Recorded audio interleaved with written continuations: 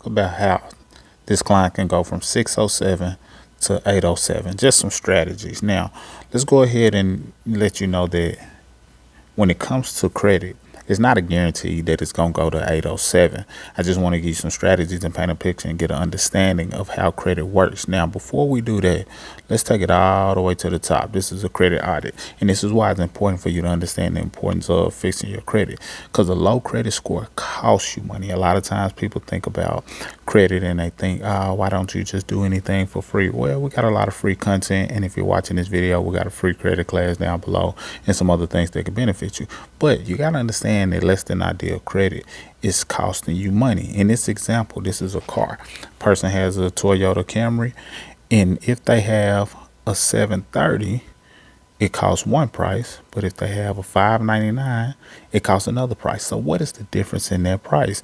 So if you see the person with the 730, total payments, they may pay 24,000. But for the person who has less than ideal credit, total payments, they may pay 33,000.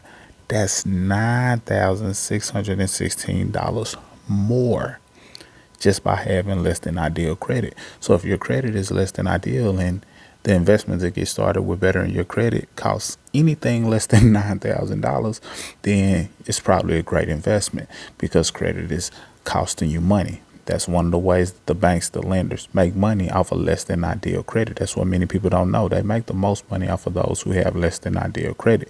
So let's look at it from a home's perspective. Okay, you got someone who has a 730 credit score.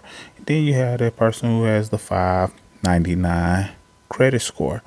What is the difference between those two? The total payments, you see, 367 for the person with good credit, and then the total payments here is 568 for the person with less than ideal credit. That is the person with less than ideal credit paying $201,000 more than the person who has ideal credit. So credit is something that you want to invest in. Credit repair is not a bill. It's an investment. Whether you invest time because you dig up information and you learn how to do it for free, whether you invest money, whether you invest into get a DIY service to where you're able to learn how to do it yourself, but shorten the learning curve and do it in a way that allows you to save time, or you decide to hire someone to do it for you, whether us or someone else, doesn't matter. But credit restoration is an investment. So you got to understand the importance of that. Let's keep going. So these are the 5 factors that you really want to break down before we dive into some strategies of a specific what this person can do in order to restore their score. It's good to know these factors because everyone is at different places. So I don't want you to take whatever guidance that I give for this individual's credit audit and apply directly to you blindly. But if you know all of these factors, then you know the power in what you can do in order to restore your score. So let's go into the 5 factors just so you can get an understanding. When it comes to payment history, that's 35% of your score. 35% of your score is worth 192.5 points. So this is why it's important to pay all of your bills on time and get to a place to where your payment history is 100%. If it's showing anything less than that, then you know you got some work to do, whether you want to clean up negatives that have late payments associated with it, or you want to continue to make on-time payments until you have about 2 years worth of on-time payments, which puts you or can put you up to 100% if you have a consistent track record of on-time payments. So you really want to make that happen. Now, in addition to that, you got to understand the importance of amounts owed. That's also known as credit utilization. That's 30% of the score, also known as 165 points. Length of credit history, that's 15%. That's 82.5 points. And then these last two are 55 points. Now, I'm going to dive in a little bit deeper on amounts owed and how to get the most out of this area here, because this is a gem. Understanding this area right here puts the power in your hands. Length of credit history is just the age of your credit, and it's an average. So you want to make sure you don't have too many new accounts, because too many new accounts can lower your credit history. New credit is dealing with inquiries. It's dealing with how much of an impact your most recent 2 years has had an effect on your credit, whether good or bad. And that gets you up to 55 points. And then credit mix is just showing that you had the ability to manage multiple types of debt. Can you manage credit cards? Can you manage personal loans? Can you manage auto loans? So a combination of those things gives you credit mix, which is responsible for up to 55 points. If you total it all together, you're only aiming to get 550 points. If you total it all together, 550 points. Now, why is that important? Well, if you know these factors, then you understand how it all ties together. And this is what you really want to understand, because this is why I always tell people, listen, it's a team effort. Even if I'm restoring your credit, it's a certain amount of things we do. It's a certain amount of things that you're responsible for, because your behavior, also known as your habits, ultimately is what affects your credit score. So if your behaviors are intact, then your credit will be intact. If your behavior is out of whack, then your credit will be out of whack as well. So ask yourself this question: do you pay your bills on time? If that's a yes, then excellent. That's going to help your score up to 192.5 points. Do you have long credit history? If that answer is no, then you need to get some skin in the game.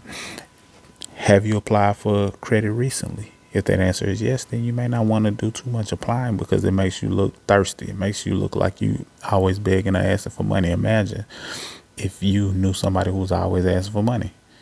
You're not gonna want to be around them. You're gonna turn away when you see them coming. That's how the lenders look at those who are always asking for money. You got to be strategic with it, but understand you don't want to have too many increases. And then, do you have any outstanding debt? There are solutions to that, but you just want to know what's going on with your credit report, because it all goes hand in hand. Now, this person's score has a 620, 607, 634. Now, I will say this is a Vantage score. A Vantage score does allow you to at least see some numbers, see your profile, get some data, use that data to your advantage, because a lot of those data points you can still use to your advantage in order to restore your FICO score as well, due to the fact that the 5 factors that I went over when I broke down the percentages, if you abide by these 5 factors, then it's also going to help your FICO score as well. So I don't downplay a Vantage score. I just want people to understand the factors, because it will not only help your Vantage score, to help your FICO score as well. And Vantage score is starting to hold a little bit more weight. Now, here's some areas I want to focus on as it relates to this person's profile. You see the amount of accounts. So they got a decent amount of accounts, which is enough to work with in order to find some good quality, and as well as see what may need to stay or get removed in order to get the score up to 807. Then I see they have inquiries. So this is broken down on a per consumer reporting agency basis, or what many people might call the bureaus. You got Equifax, TransUnion, and Experian. So they got 11 inquiries with Equifax, 7 here, 13 there. Then public records, no public records. Then I got collections, 1 reporting to all 3. Then positive accounts, so several positive accounts, and then negative accounts right here. Now, some of these positive accounts don't necessarily mean they don't need work. It doesn't mean they're 100% positive, but it is some positive associated with it. And we'll dive into that a little bit more. But understanding what's going on, the breakdown of your profile, is going to be key and critical in terms of you understanding what you need to do. If you understand the 5 factors, then you know, okay, I need to get these inquiries down. Automatically, just at a glance, you should tell that. You should be able to tell that. Collections, obviously, you want to get that deleted. Then seeing what the negatives are. What are those negatives? How can we go about addressing those things? Understanding what negatives you have can determine your strategy of how you should go about restoring your credit. Now, right here, we have credit card utilization at 55%. In the chat, I want you to let me know, what do you think is a good percentage in terms of credit cards? What do you think is a good percentage in terms of your credit cards? I want you to let me know what you think is a good percentage. My apologies. I was testing out a new tool. Now, when it comes to your credit cards, what you want to do is you want to set a goal to get this percentage in the single digit percentage. So many times I tell people less than 10%. And in this day and age, you really want to be an overachiever and go less than 5%. Even 0% is fine. In this case, this person has 55% utilization. I know for a fact if they get their utilization down, their credit score will go up. And it will go up. If you were paying attention earlier, it'll go up to 165 points. Up to 165 points, because that's the max amount of points. Now, being that the utilization is not maxed out, then it probably won't be the whole 165. It varies based on different things. However, if they get that utilization down, their score will go up. That's just how it works. Now, what they need to do is find out, and this is homework. If you fit into a similar scenario, they need to find out exactly what day the creditor reports to the credit bureaus. Find out that date. Once you know that date, now you know, okay, if they're going to report and let the bureaus know what my balance is, then I need to make sure that my balance is as low as possible. Make sure that balance is as low as possible. That way, when it reports, you report a lower balance and your score can go up. If you're able to get it down to that 5% or less, great. If you can get it down 10%, great. If in this case, if they can get it down to 30%, great. But pace yourself in each month. You want to follow the next month to look better than the previous month.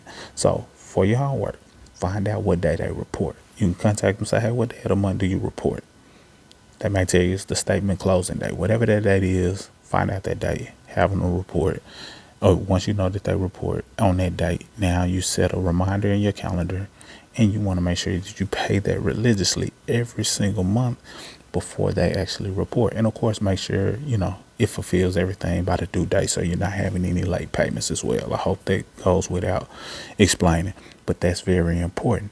Now, it is important to keep your credit monitoring account active anytime you're going through the credit restoration process. That way you can know what's going on. You can be protected throughout the process and all of those things. If you need access to a platform that can allow you to pull your reports and scores starting with just $1, it should be something available down below.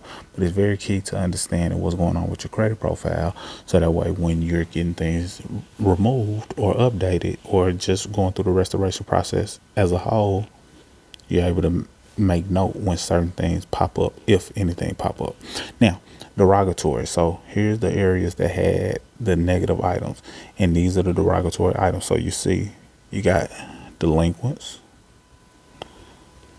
derogatory, that collection that was showing up, as well as the inquiries. Now, when it comes to these delinquencies and derogatories and collections, it's a certain set of codes that I'm gonna give you to write down that you want to consider using if you're going to be disputing it yourself. If you have access to letters and you're not, going through us or whatever the case may be, then I'm going to give you some codes to look into to see if it's something that you can tap into and benefit from. Now, it says that it's 4 delinquent derogatory items. Here are those 4. We got this one, and this one. So this is obviously a collection. These look like direct creditors, meaning these were, in the first position. Basically, that's who they initially had the agreement with. This looks like a third-party collection company. Now, when it comes to how you address them, it varies based on certain things. So with these, the ones that were directly connected to a creditor, mostly you're seeing the late payments. Now, it's quite a few late payments, but with the late payments, the code I want you to look into, and let's see if I can get this part of the tool to work. The code that I want you to look into, okay, we're not going to do that just because I haven't used it before. It's popping up all of that. But the code I want you to look into for late payments is the timing of payments. Timing of, we're going to call it T of P, timing of payments. Look that code up. Timing of payments is 1666. If you look it up, you'll see it. Check that out, because that has been responsible for helping me get late payments deleted, as well as if you notice a billing error. If you notice a billing error And this could be, you having incorrect data, personal info that results in a billing error. That has allowed me to get late payments deleted as well. Now, when it comes to this collection, it's two of them that I want you to look into in order to help get those deleted. I want you to look into the code associated with permissible purposes. PP, permissible purposes. The other one I want you to look into is dealing with informed use. Look those up and choose one. Both of them have worked, but choose one based on what you discover about that code and use it in your letters and see if you can get that collection removed, because codes are really key in order to figure out what the laws say in order to get certain things deleted. Are they reporting it the right way? Are they violating any codes? Are they doing what they need to do? Because these codes have specific guidelines that they're supposed to abide by. And when you use these codes, you can posture yourself, create a paper trail, and potentially even have a lawsuit on your hands if they don't do what they're supposed to do. Very important. So these are just some of the things that I would address in the letters. And when you include this type of verbiage in the letters, then a lot of times this can help get things deleted. And if it doesn't, then there's always a second thing you can do, a third thing you can do, a fourth thing you can do. And if you're not able to get what you need to get accomplished directly going through the the consumer reporting agencies, basically what people call the credit bureaus, then you can go above them and go through the CFPB. And a lot of times this can be done on the front end or after a round or two. It just all depends. This person doesn't have any personal records. And let's get to the inquiries. They have 31 inquiries. That's too many. That's too many inquiries. Now, if they've been applying for certain things because, they reached a certain point and they were trying to get into a certain status and they didn't plan on using their credit for a long time after that, cool. But a lot of times when people have inquiries and they have this many, it's because they applied for a car. The car lot might have ran their credit several times and they find themselves in that predicament. You want to set a goal to have about 3 inquiries or less. 3 or less in terms of your inquiries, so you don't look thirsty in terms of trying to apply for a lot of things. So you can see Capital One, Alley Financial, Capital One. So all of these different inquiries, and you can see Auto Finance, as I mentioned.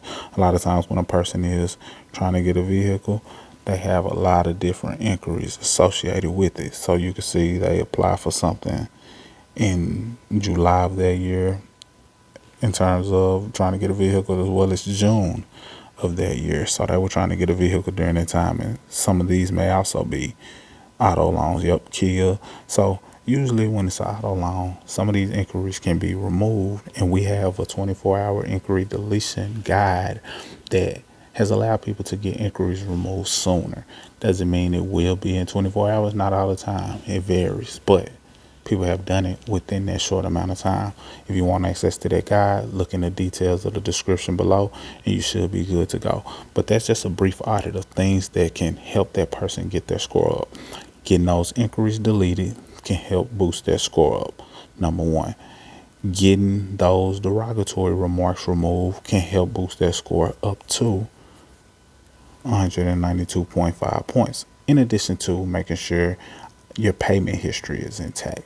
So all of that goes hand in hand. Cleaning up negativity here helps your payment history. Paying things on time helps your payment history. Very important. And then, of course, this credit utilization can help boost that score up to 165 points. So when you do the math on that, then you understand, 607 points to get to 807 is only 200 points. Well, I talked about how you can get up to 165 and how payment history can get you up to 192.5. That's well over 200 points, but you get the point. Basically, you want to make sure you get everything under control and take your time with it. If you need assistance, you need guidance, reach out. Check out any of the links we have available below. If you want us to do a credit analysis or audit of your report and give you some specifics on what you can do to restore your score, if you don't want to hire us and you just want to go through the process of doing it yourself, let us know that as well. Salute.